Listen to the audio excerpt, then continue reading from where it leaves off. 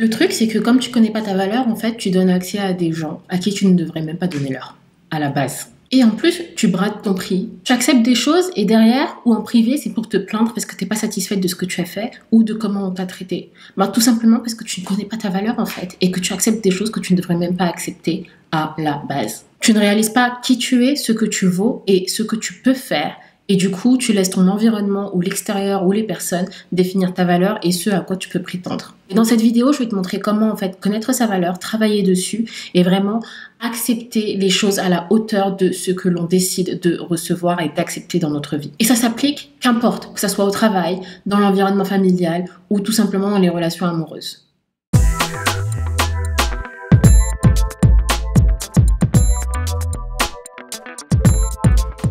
Hello les amours et welcome back sur ma chaîne Rise and Glow. Moi c'est Aïs, si t'es nouveau sur ma chaîne, bah écoute, bienvenue. Si t'es pas nouveau et que t'es déjà abonné, merci du fond du cœur. Sur ma chaîne Rise and Glow, on parle de relationship, de développement personnel, de féminité. J'aide les femmes dans la vingtaine, trentaine à devenir la meilleure version d'elles-mêmes à travers des tips, des habitudes et ce que j'ai appris dans ma petite vie. Je partage avec toi ce qui m'a aidé. Si ce genre de contenu te plaît, n'hésite pas à t'abonner ici. Tu pourras également retrouver cet épisode sous forme de podcast sur Apple Podcast et Spotify. Donc, n'hésite pas à également noter le podcast et me donner uniquement une revue de 5 étoiles.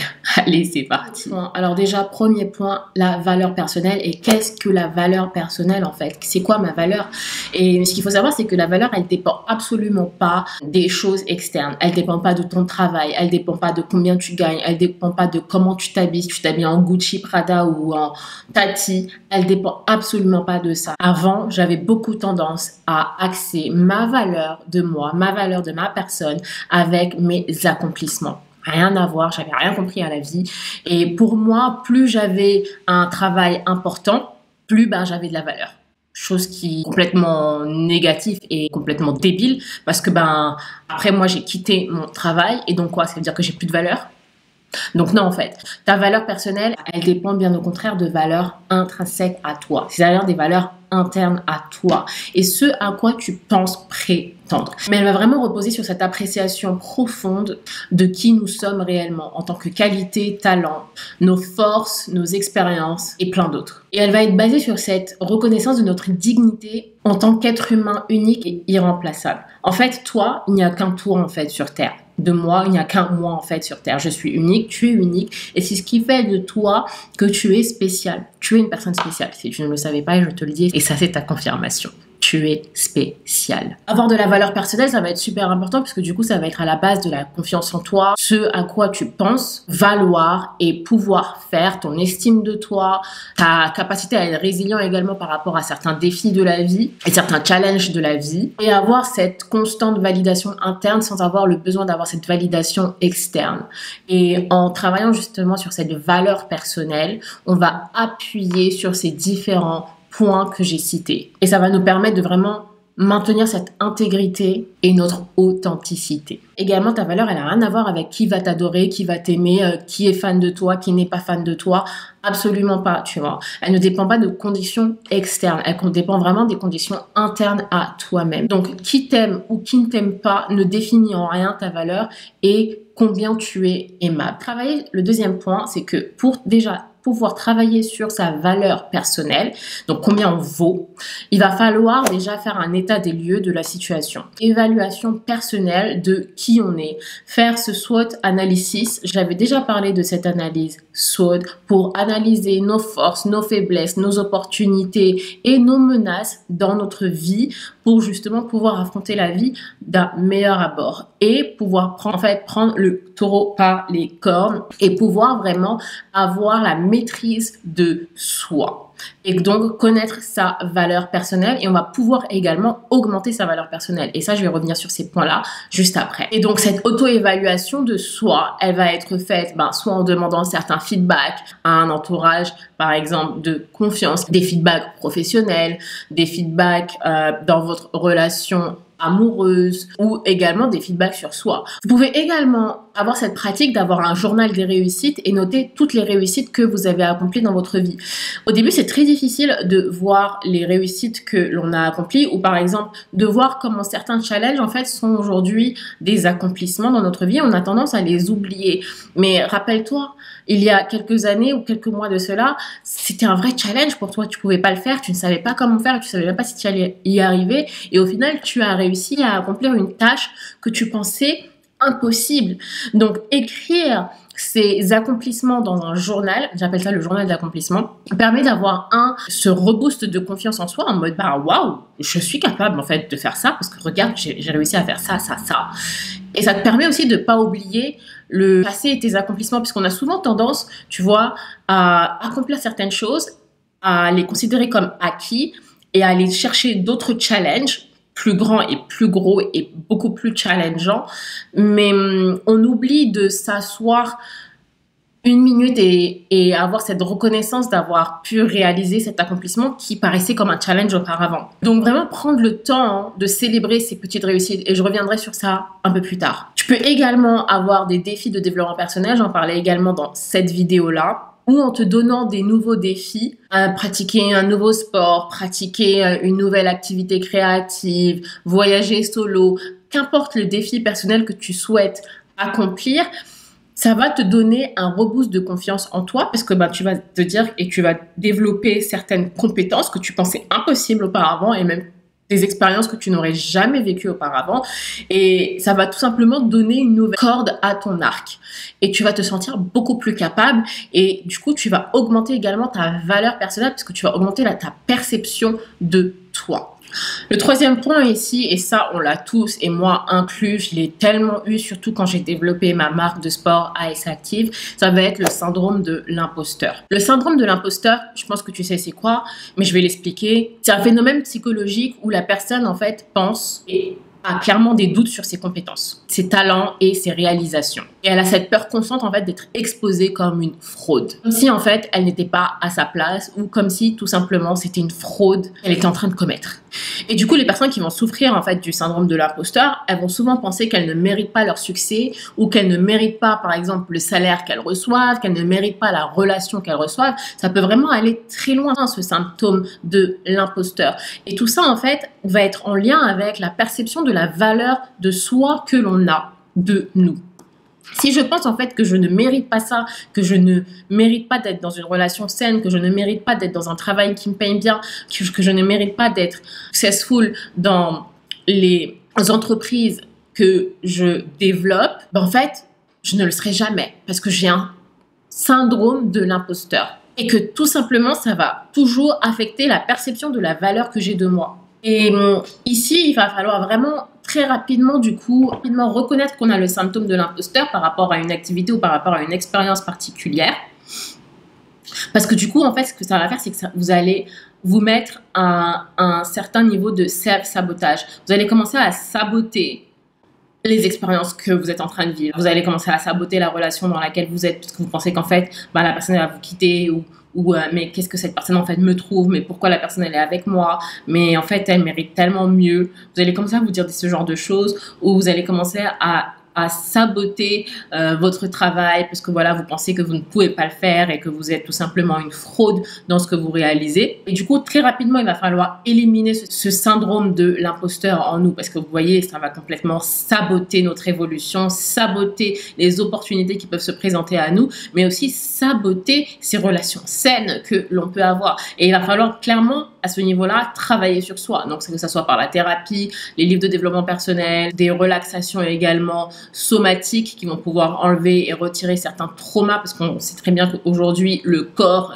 garde les traumas et les sensations des traumas en nous et donc fait certains blocages et donc tout ça va falloir vraiment travailler sur soi, d'où l'importance du travail personnel et du shadow working. Donc le travail dans l'ombre sur soi pour éviter justement ces notions de self-sabotage. Également un autre moyen pour travailler sur ce self-sabotage lié au syndrome de l'imposteur, il y a également cette remise en question que l'on peut avoir avec un entourage de confiance, vous voyez, et faire part justement de ce syndrome de l'imposteur que l'on peut avoir sur certaines expériences. Ça peut également aider, mais il va vraiment falloir le faire avec un entourage de confiance. Parce que sachez-le, dans votre entourage, il y a peut-être des personnes qui vous jalousent en fait. Et vous voir dans cette situation-là, en fait, ça les arrange. Donc, déjà, identifier ce genre de personnes et clairement retirer-les de votre vie. Mais identifier les personnes de confiance que vous avez dans votre entourage et si vous pouvez, confiez-vous à elles. Et au fur et à mesure, du coup, pratiquer cette autocompassion également envers soi. C'est également ça, le self-love. L'amour de soi, c'est également avoir de la compassion envers soi. On est très, très dur avec nous-mêmes. Plus dur avec nous-mêmes que on le serait avec les autres. Pourquoi? Je ne sais pas. Mais c'est cette notion de self-sabotage que l'on a envers nous. Commencez à pratiquer certaines choses qui vous sortent de votre zone de confort en fait et célébrer ces petites victoires. Il y a pas de magie en fait, c'est vraiment des petits pas, petit à petit, aller de l'avant en fait. L'autre point, c'est que quand tu as de la valeur personnelle, quand tu as de la valeur de toi et quand tu connais ta valeur, tu vas commencer à imposer tes limites personnelles. Tout le monde ne peut pas avoir accès à toi en fait. Parce qu'aujourd'hui, il y a des personnes, ce sont des vampires énergétiques. Tu vas commencer à t'entourer de certaines personnes, tu vas commencer à te sentir drainé, tu vas commencer à te sentir fatigué, tu vas commencer à te sentir déprimé. Ça m'est arrivé. Et tu sais à ce moment-là que ton entourage n'est pas bon en fait. L'entourage dans lequel tu es est en train de te faire sombrer en fait, tout simplement. Tu as besoin d'être dans un entourage où tu vas éblouir, où tu vas éclore comme une rose en fait qui va tout simplement s'ouvrir. L'environnement est très important et la seule façon aujourd'hui de te protéger et de protéger ton énergie, de protéger ta personne et de protéger ta valeur, c'est en ayant des limites personnelles. Il n'y a pas d'autre moyen. Et le truc en fait, c'est que plus j'ai du recul sur les limites personnelles, plus je me rends compte qu'en fait, on ne nous apprend pas à avoir des limites personnelles. On ne nous apprend pas à dire non. En tout cas, c'est mon expérience. Et du coup, on grandit, on devient adulte avec cette même connaissance en ne sachant pas dire non. Et on se rend compte que en ayant vécu certaines relations ou certaines expériences, travail, personnel, interpersonnel, amical, qu'importe, parfois on va être très fâché, mais on va être très fâché en fait envers nous-mêmes de mais pourquoi j'ai accepté ça en fait, ou comment j'ai pu accepter ça. Ouais, en fait t'as pu accepter ça parce que t'as pas eu de limite personnelle en fait. Mais d'un côté c'est pas ta faute parce que tu sais pas comment imposer tes limites personnelles, tu sais pas, on t'a pas appris comment imposer tes limites personnelles. Mais aujourd'hui, quand je te le dis là maintenant, tu sais que la seule façon de te protéger, c'est en mettant des limites. Un non est une limite personnelle et un non est une réponse suffisante. Donc, apprends à dire non, apprends à ressentir déjà comment tu te sens dans le moment. Est-ce que tu as vraiment envie de faire ça? Est-ce que tu as vraiment envie de faire ce resto? Est-ce que tu as vraiment envie d'accepter ce poste? Est-ce que tu as vraiment envie d'aller en vacances avec la famille de ton copain? Pose-toi la question. Est-ce que tu en as envie? Est-ce que ça te fait plaisir? Est-ce que ça te rend heureuse? Et en fonction, adapte ta réponse. Parce que cette réponse-là, elle est là pour toi, elle est là pour te protéger. Et elle protège ta valeur, elle protège ta personne. Tu ne peux pas dire oui à tout le monde, c'est pas possible. Et tout le monde ne peut pas avoir accès à toi. C'est pour ça que tu dois vraiment protéger ton énergie, tu vois. Par exemple, tout le monde n'a pas accès à l'achat d'un Louis Vuitton. Tout le monde n'a pas accès à l'achat d'un sac Chanel. Alors, le sac Chanel ou le sac Louis Vuitton a une certaine valeur. Et c'est les personnes qui vont voir la valeur associée à ce Chanel ou à ce sac Louis Vuitton qui vont pouvoir apprécier la valeur. Alors pourquoi tu te considères en fait comme un sac Tati? Tu me dis, pourquoi tu te considères comme un sac Tati? Non, en fait, impose ta limite. Ma valeur, c'est ça. Et tout le monde n'a pas accès à moi, en fait. Point final. Que tu sois content, que tu sois pas content, c'est ton problème, c'est pas mon problème, en fait. Donc, arrête de brader ton prix. Arrête de donner accès à ta personne, à des personnes à qui tu ne devrais même pas donner l'heure, en fait. Et ça, mon Dieu, ça a été mon erreur. Mon Dieu, une liste. Et le truc aussi, c'est que toi, tu vas pas connaître ta valeur. Donc, admettons que tu vois, tu es un sac Chanel, mais que tu sais pas que tu es un sac Chanel et que tu te comportes comme un sac Tati. Encore une fois, j'ai rien contre les sacs Tati, mais voilà, c'est un exemple. Les gens, en fait, ils vont jamais te respecter. Ils vont toujours te dire, mais je sais pas, tu mérites tellement mieux. Ou, je sais pas pourquoi tu es avec moi. Parce que eux, ils voient la valeur de ta personne en fait. Mais toi, tu ne vois pas ta valeur. Donc, tu vas te brader, tu vas aller donner l'heure à des personnes à qui tu n'aurais pas donné l'heure. Et le truc que j'ai appris, c'est que quand tu n'as pas de limite personnelle, les gens, ils vont te traiter à la hauteur de ce que tu vas accepter. Donc, plus tu acceptes, plus tu n'as pas de limite, plus ils vont y aller. En fait, eux, ils se diront jamais non, tu vois. Ils te diront jamais stop. Ils vont y aller, ils vont y aller, ils vont pousser le bouchon. Les gens, ils te testeront tout le temps. Tout le temps, ils te testeront pour savoir à quel moment tu diras non, en fait. À quel moment tu diras stop. Même s'ils savent que ce qu'ils sont en train de faire est complètement pas juste, en fait. Mais toi, tu es là à dire oui, tu continues à dire oui, ben ils y vont, en fait. L'autre point, quand tu as de la valeur personnelle, c'est que tu vas commencer à t'entourer de personnes qui vont t'élever. Si tu es la seule personne dans ton groupe qui a de la connaissance, la seule personne dans le groupe où tes amis vont te voir parce que tu peux leur apporter une solution, tu es dans le mauvais groupe. Un groupe équilibré est un groupe où tout le monde peut se donner des conseils, où tout le monde peut s'élever, mais surtout où tu peux regarder par exemple ton ami et te dire ah ouais en fait j'ai envie de devenir comme cette personne-là, ah ouais cette personne m'inspire. Si tu es dans un groupe d'amis où personne ne t'inspire, tu es dans le mauvais groupe d'amis. Tes amis tu peux les choisir, la famille tu peux pas la choisir. Par contre, tes amis, tu peux les choisir et tu peux choisir qui peut t'inspirer. J'ai appris un truc en thérapie. Tu peux avoir différents groupes d'amis, des personnes qui vont nous influencer, qui vont nous inspirer, qui vont vraiment être cette énergie en mode waouh, dès que je m'entoure de cette personne, en fait, je me sens tellement bien, je me sens inspirée, je me sens d'attaque, je peux vraiment conquérir le monde. Tu as un groupe d'amis, en fait, où tu vas être leur support émotionnel et donc en gros tu vas être leur coach de vie et tu as un troisième groupe d'amis qui vont te dire en fait qui vont te dire la vérité. C'est les personnes qui vont te dire la vérité parce qu'ils t'aiment en fait, tu vois, qu'importe si ça te plaît ou pas, ils sont là pour toi mais ils te disent la vérité, ils te disent les choses. Et en fait, pour être du coup équilibré, il faut avoir des amis dans chacune de ces catégories. Donc ici, la question qu'il va falloir te poser, c'est pourquoi déjà tu n'attires que ce groupe d'amis? Qu'est-ce que tu essaies de prouver? Est-ce que tu essaies de prouver ta valeur personnelle? Comme quoi, je vaux quelque chose, donc c'est pour ça que je suis dans ce groupe d'amis parce que je sais qu'ils ont besoin de moi et de mes conseils. Le deuxième point, c'est qu'il va falloir arrêter de s'adapter à ton environnement. Si ton niveau, par exemple, on va dire, est là et que ton environnement est là, pourquoi tu te rabaisses ici?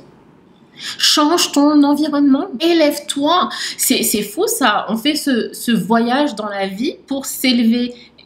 Et tu décides d'aller en régression? Non, en fait. Donc, ton environnement, là, il va falloir te poser des questions sur est-ce que ton environnement, il est sain? Et il va falloir, imposer tes limites personnelles, mais 2, commencer à faire le ménage. Ça va pas plaire, mais c'est la vérité, en fait. Et je l'ai fait, personnellement. Et c'est pas facile. Mais pour moi, dans mon cas, et comment ça s'est fait, c'est qu'il a fallu d'une seule goutte d'eau en fait qui a fait déborder le vase pour que je puisse faire le ménage. Un ménage qui aurait dû être fait bien auparavant, mais voilà, on laisse traîner, on se dit non mais c'est ma pote, non mais c'est mon ami, non mais je peux pas faire ça, non mais si, non mais ça. Alors que de l'autre côté, à chaque fois que tu quittes ces amis-là, tu te sens drainé, tu sens comme si tu avais perdu ton énergie, tu te sens, t'as plus de force, t'as plus d'énergie pour toi. Non en fait, tu sais que c'est pas un bon groupe d'amis. L'autre point, quand t'as de la valeur personnelle et comment du coup tu peux également augmenter cette valeur de toi, c'est en investissant sur ta personne. Tu vas investir sur ta personne via le développement personnel, en assistant à des conférences, par exemple, en apprenant sur un nouveau sujet, en lisant des livres sur un sujet particulier. Personnellement, ce que j'adore, ce sont les livres de développement personnel, le podcast, et également le travail sur les relations humaines. Ça, j'adore, c'est ma passion. Je me renseigne énormément là-dessus et c'est vrai que maintenant, j'ai vraiment une certaine connaissance, mais également par rapport à mon expérience de vie. Ce que j'ai appris, du coup, c'est pour moi une énorme banque de connaissances que j'utilise et qu'aujourd'hui je partage ici en vidéo. C'est comme ça que tu vas également augmenter ta valeur personnelle en investissant sur toi. Investir sur toi, ça peut être également faire partie de certaines expériences nouvelles, faire partie d'une certaine communauté qui peut t'apporter du soutien, qui peut t'apporter une nouvelle perspective sur certains sujets, ou encore des ateliers où tu peux travailler sur ta créativité, qu'importe, tu vois. En fait, c'est vraiment vaste. Tu vois, et t'as pas juste un sujet en particulier qui va faire que tu peux investir sur toi. Tu peux investir sur toi via différents canaux. un autre point, parce que ça, c'est vraiment difficile. Quand tu as de la valeur personnelle, on a dit, on ne se brade plus. On sait ce qu'on vaut, tu vois. Du coup, on apprend enfin à accepter les compliments. On n'est plus là, ah, t'es jolie. Ah, tu trouves? Oui, dis merci. Yes, thank you, merci. Merci, j'accepte le compliment, tu vois. Et souvent, j'étais là en mode, ah ouais, tu trouves? Oh. J'avais genre, j'étais genre timide. Non, en fait, quand je repense à ça, j'ai envie de me... Mais bon, on va avec compassion, hein, on a dit. Donc, non, en fait, apprendre à accepter les compliments, apprendre à accepter également les cadeaux de la vie. Une opportunité qui va se présenter à toi, un nouveau travail qui va se présenter à toi, un nouvel appartement qui va se présenter à toi. Vraiment apprendre à accepter les opportunités de la vie parce que tu le mérites, parce que tu as de la valeur et c'est pour ça que ça se présente à toi. Tu es une personne qui a de la valeur. Si tu es encore en vie, sache que ta mission sur Terre, elle n'est pas encore terminée et donc tu as une certaine valeur à apporter sur cette Terre. C'est pour ça que tu es encore là. Et donc tu as de la valeur. Garde ça en tête. Ça va aider. Donc, arrêtez justement d'être dans ce mindset, d'être complètement désespéré et de voir également ce verre tout le temps à moitié vide. C'est pour ça que j'applique énormément tout ce qui est aussi gratitude pour vraiment exprimer ce pourquoi j'éprouve de la gratitude tous les jours, que j'ai un toit, que j'ai eu à manger, que j'ai de l'argent pour pouvoir acheter à manger ou pour pouvoir faire mes cheveux. Qu'importe en fait, vraiment pouvoir exprimer ces gratitudes, ça va faire que vous allez voir ce verre à moitié plein au lieu de le voir tout le temps à moitié vide et ça va changer complètement la perception des choses et de la vie et accepter les cadeaux de la vie qui vont se présenter à vous parce que vous le méritez. Et plus vous allez avoir ce mindset d'opportunité, ce mindset d'abondance, plus les choses vont se présenter à vous parce que vous les méritez, parce que vous les acceptez, parce que vous les voyez, parce que vous comprenez que vous avez de la valeur et que vous méritez ces choses qui vous arrivent. Je me rappelle encore quand j'avais accepté mon premier job et qu'on me demandait combien je voulais et que j'avais donné un petit montant et qu'après j'étais fâchée contre moi-même parce que j'avais demandé un petit montant. Pourquoi j'étais fâchée contre moi-même? Parce que j'ai pas osé demander ce que je pensais que je méritais à l'époque. Et aujourd'hui, c'est clair que ça ne me prendra plus 2 fois. Parce que après, vous êtes juste fâché contre vous-même. Hein. Vous n'êtes pas fâché contre l'entreprise ou quoi que ce soit, vous voyez. Mais c'est comme bien négocier son salaire dès le départ. Visez haut, en fait. Visez haut. Si l'entreprise, elle peut pas, elle peut pas. Ça sera une autre entreprise où elle négociera si elle veut vous vraiment. Mais ne pas vraiment se brader, ne pas brader sa valeur. Un sac Chanel, il n'est pas là à se mettre en solde tous les 4 matins parce que tout le monde veut le sac Chanel. Non, en fait, le sac Chanel, il est là, il a sa valeur. Tu peux t'acheter un sac Chanel, vas-y. Tu peux pas, regarde-le avec tes yeux. Fuck. Et donc, c'est pour ça qu'il va vraiment falloir avoir des standards de vie. Parce qu'une fois que tu as de la valeur et que tu connais ta valeur, et ben, tu as certains standards, en fait. Ta base, c'est ça. Et tu vas pas en dessous. Qu'importe quelle est ta base. Je peux avoir plusieurs exemples, tu vois, que ça soit en termes de salaire, que ce soit en termes de relations, que ce soit en termes de comment les gens vont te traiter. Ta base, ta baseline, tes standards, c'est ça. Tu peux pas me donner ça, s'il te plaît, quitte mon passage, en fait. Et le truc, c'est qu'il va falloir définir quels sont mes standards. Et les standards, tu peux les définir en fonction des différentes catégories dans ta vie. Relations, travail, amical, famille, qu'importe en fait. La liste est longue. Tu définis tes standards et tu les imposes. C'est ça. Et tu te protèges en ayant des limites personnelles. Et c'est ce qui va protéger ta valeur. Ok les amours, la vidéo se termine, j'espère qu'elle vous aura plu. J'ai essayé de faire une vidéo un peu plus courte cette fois-ci, de vraiment bien concentrer les choses. N'hésite pas à t'abonner à la chaîne si t'es pas encore abonné. Et on se retrouve la semaine prochaine pour une nouvelle vidéo. Ah ouais, s'il te plaît, like la vidéo. Merci, à bientôt.